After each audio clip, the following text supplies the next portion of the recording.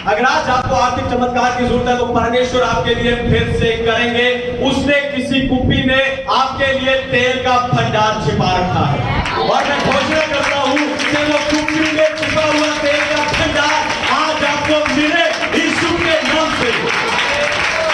आपका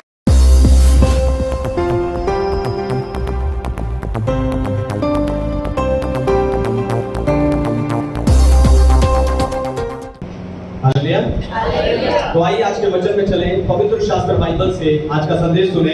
आज का संदेश है परमेश्वर फिर करेंगे। परमेश्वर फिर करेंगे। वैसा निकालिए इब्रानियों की पत्री अध्याय 13 वचन 8। Hebrews chapter 13 verse 8। यीशु मसीह कल और आज और युग एक सा है। आमीन। परमेश्वर के नाम की महिमा हो। तो यीशु मसीह कल और आज और युगानुयुग एक साथ। बहुत से विश्वासियों को लगता है कि जैसे जिन 2 या 3 मुरादों को पूरा करके वापस बोतल में चला जाता है, उसी तरह परमेश्वर उनकी 2 या 3 इच्छाओं को ही पूरा करना चाहते हैं। लेकिन आज परमेश्वर ने मुझे आप लोगों को यही बताने के लिए भेजा है कि परमेश्वर को आप जब भी किसी मुश्किल में या परेशानी में पुकारते हैं तो परमेश्वर आपके लिए फिर से उस काम को करता है। हालेलुया। परमेश्वर आपके लिए फिर से उस चमत्कार को दोहराता है। तो परमेश्वर फिर करेगा, यही बताकर आज मैं आपको उत्साहित करने जा रहा हूं। तो सबसे पहली बात हम देखेंगे कुप्पी का तेल। सबसे पहली बात कुप्पी का तेल। मेरे साथ निकालिए पहला राजाओं की पुस्तक 17 अध्याय 13 से लेकर 16 वचन। First king chapter 17 verse 13 to 16।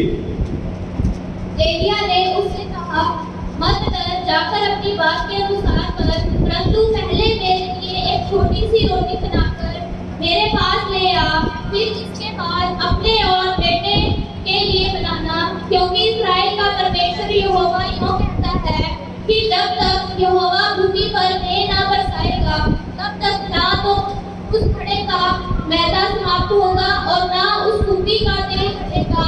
तब मैं चली गई और एलिया के वचन के अनुसार किया।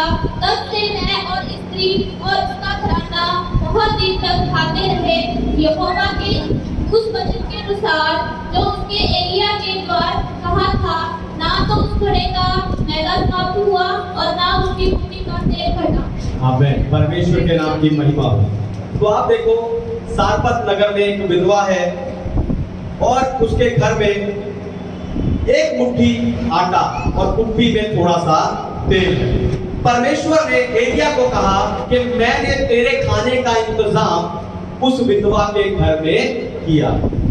और जब एलिया उस विधवा के घर जाता है और उससे जाकर खाना मांगता है तो विधवा उसको अपनी घर की हालत और अपनी मुश्किल दोनों अच्छे से बताती है। लेकिन एलिया कहता है कि जो तेरे पास है पहले तू उसे मेरे लिए बना और अकाल खत्म होने तक तेरे घर में आटा और तेल खत्म नहीं होगा।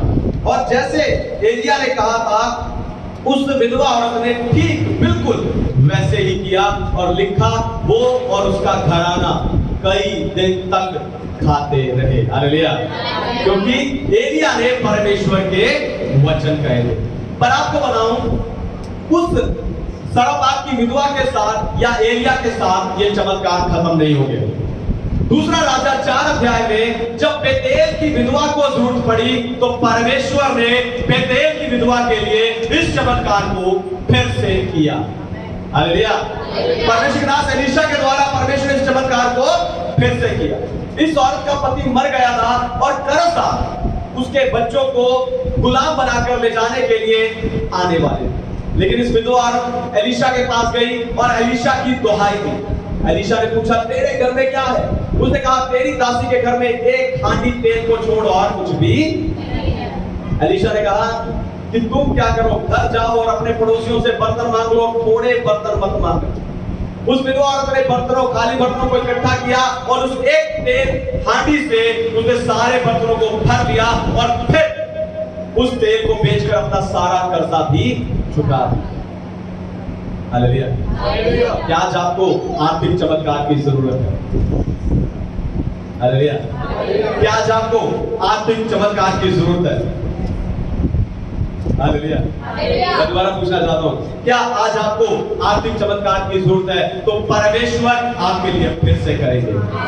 Hallelujah, hallelujah. अगर आज आपको आर्थिक चमत्कार की जरूरत है तो परमेश्वर आपके लिए फिर से करेंगे। उसने किसी कुप्पी में आपके लिए तेल का भंडार छिपा रखा है, और मैं घोषणा करता हूं कि वो कुप्पी में छिपा हुआ तेल का भंडार आज आपको मिले यीशु के नाम से। आपका चमत्कार दोहराया जाए, ये चमत्कार आपके जीवन में दोहराया जाए।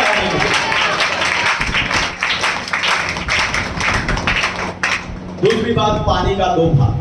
दूसरी बात पढ़िए, निर्गमन की पुस्तक 14 अध्याय 21 वचन, एक्सोडस चैप्टर 14 वर्स 21। तब मूसा ने अपना हाथ समुद्र के ऊपर बढ़ाया और यहोवा ने रात भर प्रचंड सुनामी चलाई और समुद्र को दो भाग करके जल ऐसा हटा दिया जिससे उसके बीच सूखी भूमि हो गई। आमीन। परमेश्वर के नाम की महिमा हो।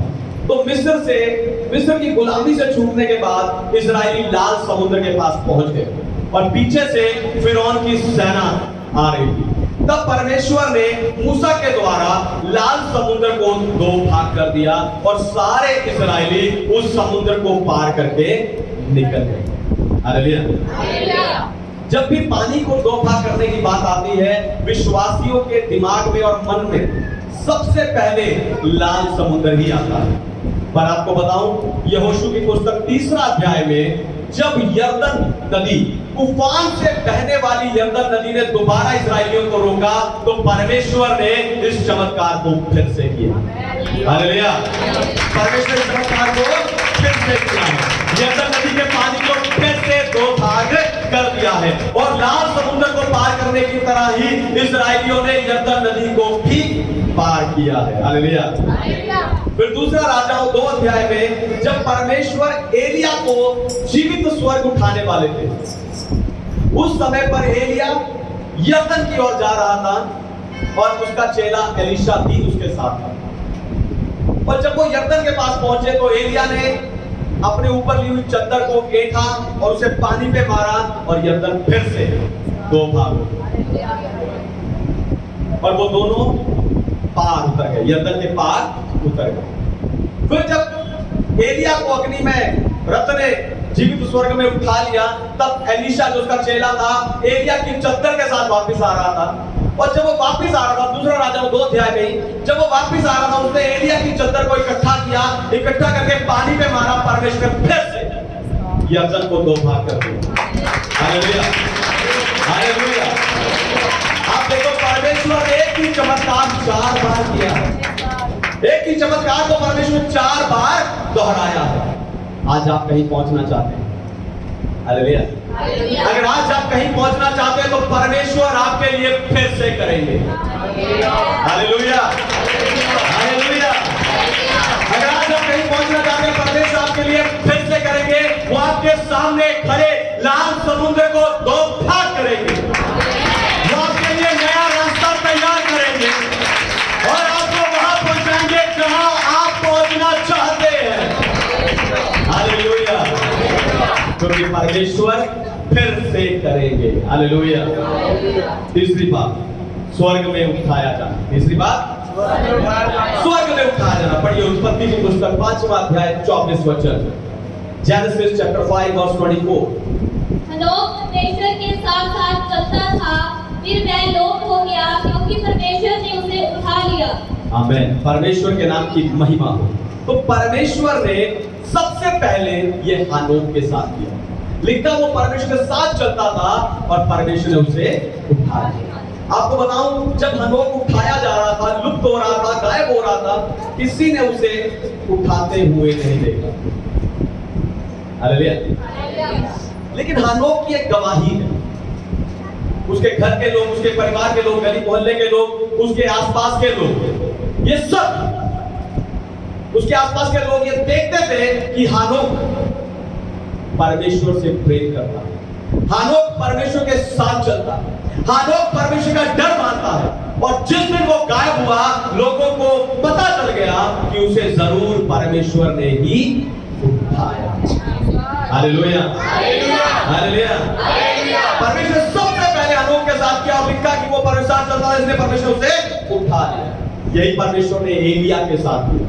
दूसरा राजाओं 2 अध्याय में एक अग्नि में रथ आकर एलिया को जीवित उठाकर स्वर्ग ले गए। फिर यही परमेश्वर ने प्रभु यीशु के साथ किया। प्रेरितों के काम की पुस्तक 1 अध्याय बताता है कि चेलों के देखते ही देखते यीशु मसीह को स्वर्ग में उठा लिया गया। Hallelujah, hallelujah. अब यही परमेश्वर फिर से कलीसिया के साथ करेंगे। हालेलुया। अब यही परमेश्वर फिर से कलीसिया के साथ करेंगे।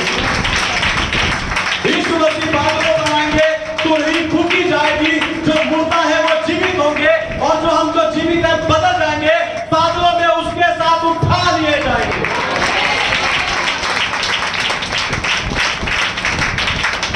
आपको बताऊं, मौत भी आपको रोक नहीं पाएगी, मृत्यु का बंधन भी आपको रोक नहीं पाएगा, जब परमेश्वर फिर करेगा। हालेलुया, जब परमेश्वर फिर करेगा। हनोक, एलिया और यीशु मसीह के साथ मैं और आप भी स्वर्ग में जीवित होंगे।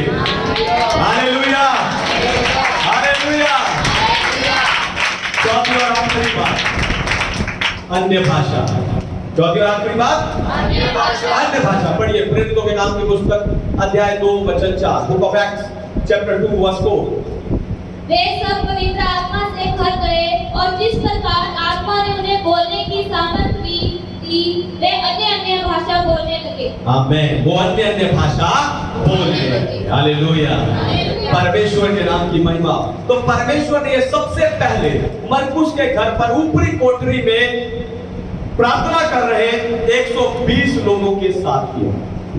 हालेलुया, अन्य भाषा। परमेश्वर सबसे पहले मरकुस के घर में ऊपरी कोठरी में प्रार्थना कर रहे 120 लोगों के साथ किया। वो सब प्रार्थना में लौलीन थे और पवित्र आत्मा उन पर उतरा और वो सब अन्य भाषा बोलने लगे। हालेलुया। फिर प्रेरितों के काम 10 अध्याय में परमेश्वर ने फिर से इसे कुरनेलियुस के घर में किया। हालेलुया। जब पतरस वहां पे वचन का प्रचार कर रहा था, लिखा के वचन के प्रचार सुनने वाले सब के सब अन्य भाषा बोलने लगे। हालेलुया। वो सब के सब अन्य भाषा बोलने लगे। पतरस और उसके साथ जितने यहूदी आए थे, वो देखकर हैरान हुए कि ये वही आत्मा जो दूसरे अध्याय में हम पर उड़ेला गया था, जो सामर्थ जो अन्य भाषा में मिला था, वही आत्मा, वही सामर्थ, वही अन्य भाषा अविश्वासी अन्य जातियों पर भी उड़ेला गया है। वो दान उन्हें भी फिर से परमेश्वर ने दिया है। हालेलुया। फिर प्रेरितों के काम 13 अध्याय में पौलुस के हाथ रखने के द्वारा लोग अन्य भाषा बोलने लगे। हालेलुया। लोग अन्य भाषा बोलने लगे। अगर आप भी पवित्र आत्मा की सामर्थ पाना चाहते हैं, हालेलुया, अगर आप भी पवित्र आत्मा की सामर्थ पाना चाहते हैं, परमेश्वर